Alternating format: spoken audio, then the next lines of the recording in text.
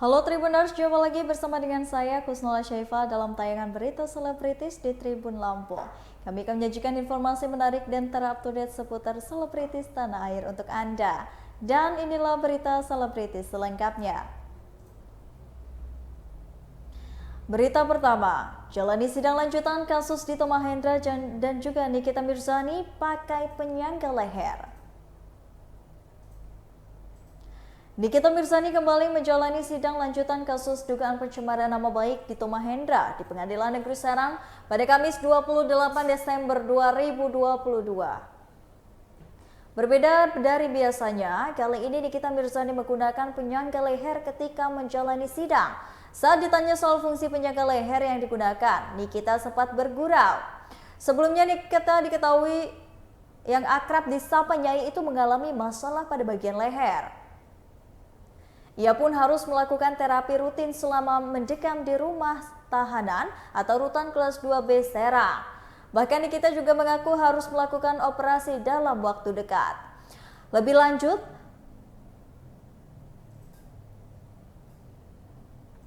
Dr. Omad R. Hasibullah, SPOT Spine ahli yang menangani Nikita Mirzani di RSUD Derajat Purnawigara Serang turut hadir dalam persidangan. Ia mengungkapkan kondisi yang dialami ibu 3 anak tersebut. Berikut keterangan dari Dr. Omad.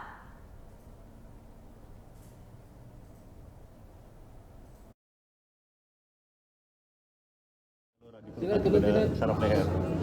Jadi kalau penjelasan awamnya itu ada peradangan pada bantalan tulang leher 5 dan 6 yang menyebabkan bantalan itu rusak sehingga menyebabkan penyepitan saraf pada saraf leher, terutama cabang ke 5-6 ya. Nah, resiko yang terringan sebenarnya nyeri dan kelemahan ya. Resiko terberatnya adalah kelumpuhan karena jepitan saraf itu. Nah, kenapa peradangan itu bisa terjadi? Dari hasil pemeriksaan laboratorium itu kita dapatkan ada kecurigaan adanya penyakit autoimun.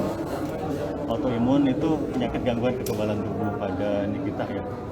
Jadi kelihatannya dulu Nikita itu pernah ada infeksi gitu ya. Kemudian sudah reda, tapi timbul lagi infeksi itu, dan reaksi imunitas atau kekebalan tubuh Nikita itu melawan infeksi yang berulang itu seperti penyakit autoimun, atau salah satu contoh autoimun itu seperti lupus ya. Tapi itu peradangan pada bantalan leher, sehingga timbul lagi gangguan atau peradangan pada bantalan leher itu bisa jadi karena banyak hal. Salah satunya adalah stresor psikis. Gitu.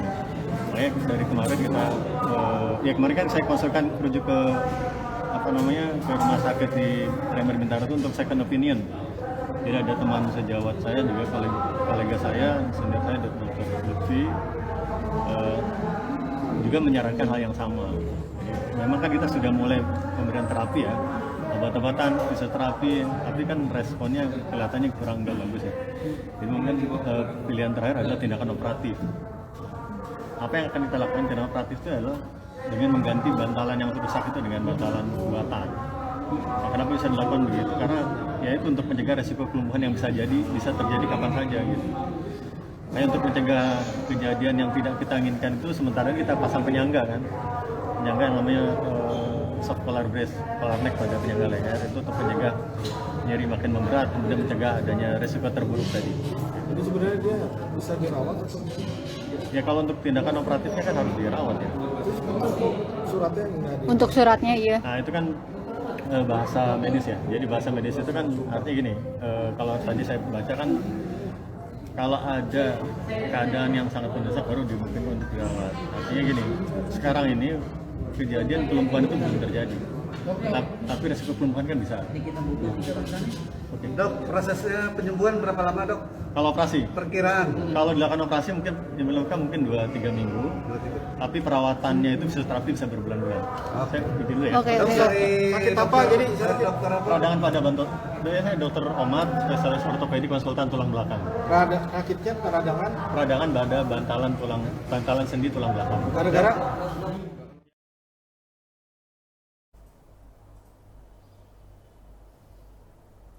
Berita selanjutnya, kabar duka datang dari Pak Ogah yang dimakamkan di TPU Jatisari Bekasi setelah sholat zuhur. Abdul Hamid alias Pak Ogah yang dikenal dalam serial Boneka Si Unyil akan dimakamkan di Taman Pemakaman Umum Jatisari 1, Bekasi, Jawa Barat pada Kamis 29 Desember 2022. Pak Ogah meninggal dunia di rumah sakit di Bekasi pada Rabu 28 Desember 2022 kemarin. Saat ini jenazah Pak Ogah disemayamkan di kediamannya di Jati Asih, Bekasi. Sebelum meninggal dunia, Pak Ogah berjuang melawan penyakit penyumbatan darah di bagian otak. Sejak awal tahun 2022, Pak Ogah sudah menderita sakit. Dia juga dirawat di rumah sakit karena kondisinya menurun akibat komplikasi penyakit yang dideritanya. Keponakan Pak Ogah, Herma, mengatakan pamannya ini juga mengalami penyumbatan di otak. Pak Ogah mendapatkan perawatan intensif di rumah sakit dalam ruangan khusus dan tidak bisa dibesuk siapapun. Berikut wawancaranya.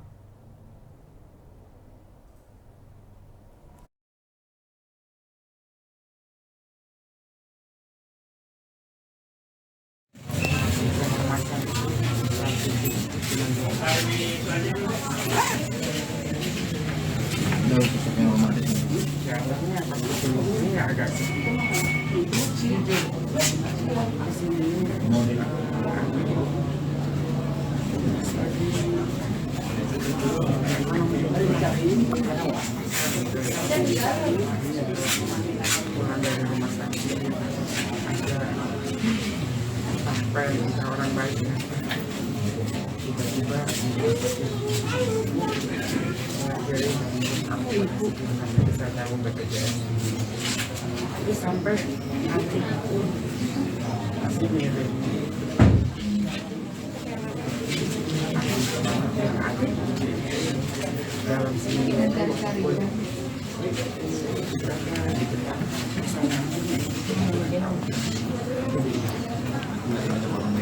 banyak banget makanya kadang-kadang saya bikin berhasilnya terima kasih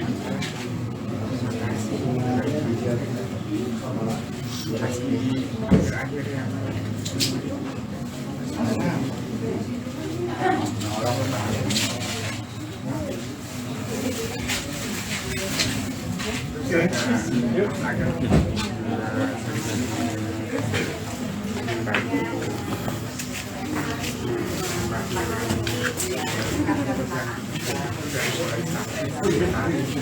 itu masih transfer poin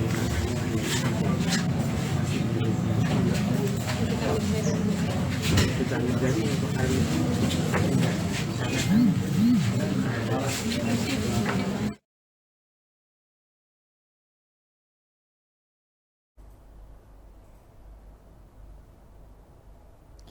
Berita selanjutnya, Indra Bekti dilarikan ke rumah sakit usai jatuh di toilet diduga alami pendarahan otak.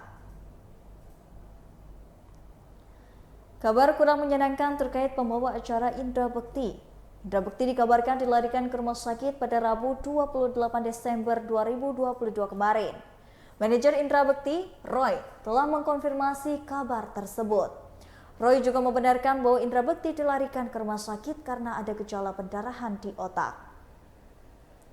Roy menjelaskan bahwa saat ini Indra Bekti belum diambil tindakan. Roy juga mengungkapkan Bekti dilarikan ke rumah sakit saat siaran salah satu stasiun radio hari ini. Berikut wawancaranya.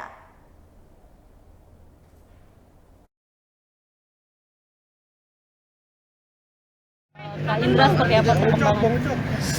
Oke, Kalau baik, udah baik. stabil aku baru bisa ngomong supaya teman-teman dapat gambarnya baik, terus infonya juga jadi nggak salah. Oke. Jadi sekarang mungkin mau fokus dulu kameranya kalau emang udah oke, ada yang ketutup atau enggak. Udah oke. Ya oke. Oke, Tendi.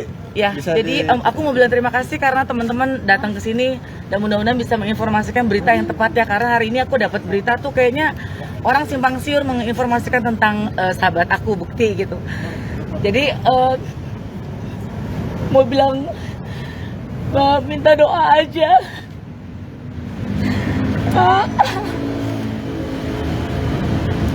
Jadi tadi pagi Bukti siaran radio sekitar jam 8 lewat gitu ya Cipta. Aku sama Cipta ini adiknya Bukti.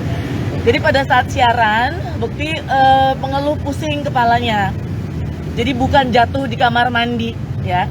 Jadi Bukti pada saat siaran terus sekitar jam 8 lewat mengeluh pusing, terus mau ke kamar mandi karena dia bilang pengen pup juga gitu.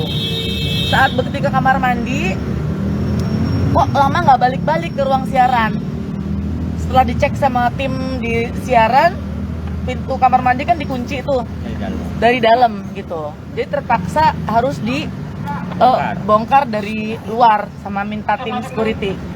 Jadi ke kamar mandi dibongkar, ternyata Bukti memang lagi pup, keadaan posisi lagi pup tapi sudah tertidur gitu. Dikiranya tertidur tapi sepertinya sudah pingsan gitu. Jadi bukan jatuh di kamar mandi. Jadi dalam keadaan duduk sedang pup, terus dia duduk tapi udah tidak sadar. Kenapa bisa bilang bahwa itu pingsan? Karena Bukti kan tuh kalau tidur dicolek nih, Bukti dia bangun. Ini udah nggak bangun. Gitu. Nah, akhirnya dalam keadaan seperti itu semuanya harus ambil tindakan cepat ya gitu. Jadi akhirnya Bukti dilarikan ke Abdi Waluyo karena kan ruang siarannya tuh di situ kan di MNC. Jadi langsung dibawa pakai ambulans langsung masuk ke IGD. Nah, setelah tadi aku nyampe ketemu sama Cipta, memang tadi disampaikan bahwa pembuluh darah kepala sebelah kiri tuh pecah, jadi udah kena ke batang otak ya. Jadi saat ini sih memang sudah dilakukan tindakan operasi, cuman ya mungkin nanti kalau sudah selesai biar dari rumah sakit yang mungkin akan menjelaskan secara medis gitu. Jadi paling tidak pada saat ini cuman minta doa aja ya di ulang tahunnya Bukti ini supaya Bukti bisa sembuh, amin gitu. Jadi ya minta bantuan teman-teman juga bahwa supaya nggak ada kesimpang siuran informasi yang aneh-aneh gitu, karena kasihan di saat dia lagi sakit dapat info yang nggak baik kan nggak menyenangkan. Jadi mudah-mudahan hari ini operasinya berjalan dengan lancar supaya Bukti bisa kembali pulih gitu. Kalau untuk diagnosanya atau keputusannya Bukti sakit apa, aku nggak berani untuk menyampaikan karena keputusan semua dari pihak rumah sakit gitu. Cuman ya pada saat ini memang kondisinya Bukti mengalami pecah pembuluh darah di otak ya Cipta ya. Tapi Gitu. kayak sakitnya sendiri udah berapa minggu? Ya Kak, ya karena kita sering bareng gitu kerja gitu. Memang Bukti tuh sering banget ngeluh pusing gitu.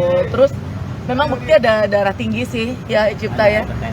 Ada hipertensi, ada obat yang mesti diminum ya, mungkin ada lupa dikit lah kalau buat minum obat gitu. Tapi ya paling tidak ya memang mungkin badannya capek aja kali untuk bisa menahan itu gitu. Jadi akhirnya yang nggak enak terjadi di hari ini gitu. Puncaknya.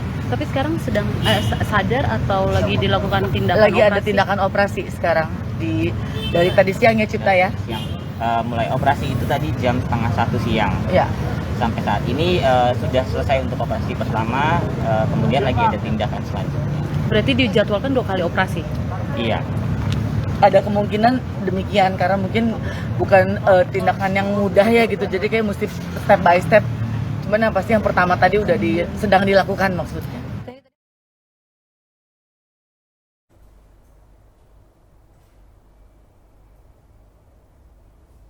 Berita selanjutnya, Dito Mahendra mangkir sidang lagi. Kuasa hukum Nikita Mirzani tuding jaksa berbohong.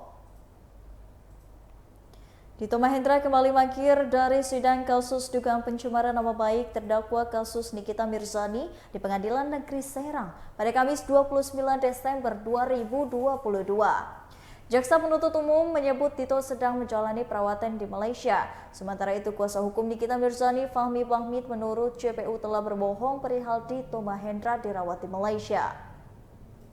Bahkan pihaknya mengklaim punya bukti Dito tidak di Malaysia dan ia menyebutkan bahwa surat keterangan yang disampaikan JPU tidak jelas karena hanya menyampaikan mengenai tanggal Dito ke Malaysia yakni 28 Desember. Nikita Mirzani pun mengatakan bahwa Dito Mahendra saat ini sedang di Singapura, bukan di Malaysia.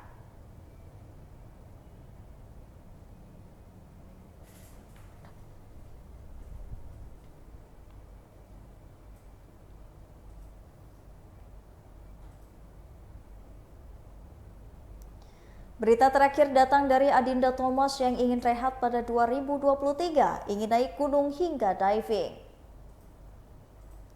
Aktris Adinda Thomas ingin rehat pada bulan Februari 2023. Perempuan berusia 29 tahun itu ingin menghabiskan waktunya untuk naik gunung hingga menyelam. Adinda Thomas bersyukur ada banyak hal baik yang bisa ia rasakan sepanjang 2022. Setelah pemutaran KKN di Desa Penari, Lowi Dono Luwih Medeni, Adinda Thomas akan sibuk dengan berbagai kegiatan promosi. Berikut wawancara dengan Adinda Thomas.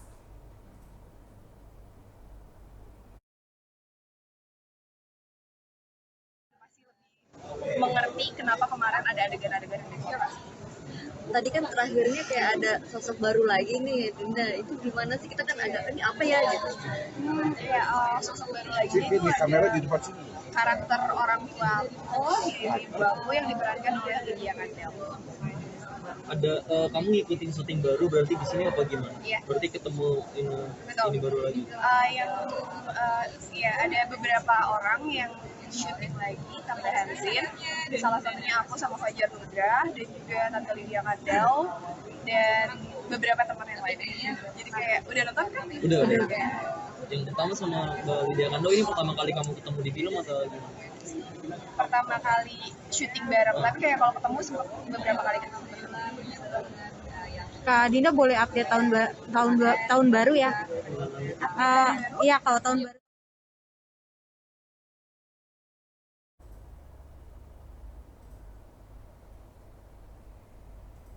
Baiklah Tribuners, itulah tadi berita selebritis di Tribun Lampung bersama dengan saya Kusnula Syaifah. Jangan lupa untuk terus saksikan video selengkapnya di YouTube Tribun Lampung News Video, Facebook Tribun Lampung, Instagram Tribun Lampung, dan juga TikTok Tribun Lampung untuk bisa mendapatkan informasi ter-up-to-date lainnya. Selamat siang dan sampai jumpa.